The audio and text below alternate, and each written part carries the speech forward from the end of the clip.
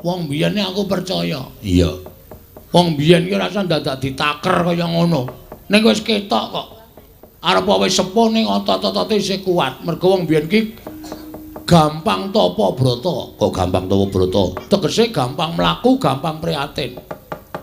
Mbah Marga Utama kuwi dodol sate munggah samigalo. Heeh. Saiki rasa dadak dodol rasa mikul wis to.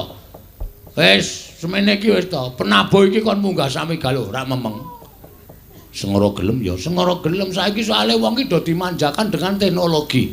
Kayane Wong biyen ki saisih macul, sedina dek tanpa leren mulai isih mlaku sinambi nembang-nembang ora krasa mongko kirimane telat sedina poso sedina nyambut gawe kuwi neter karo kekuatan jiwa raga mula wong biyen wis tekan 120 isih nyapu latar omongane isih cetha ngono ya. Iya saiki wong umur 50 wis gendandapan bingung keweden le modar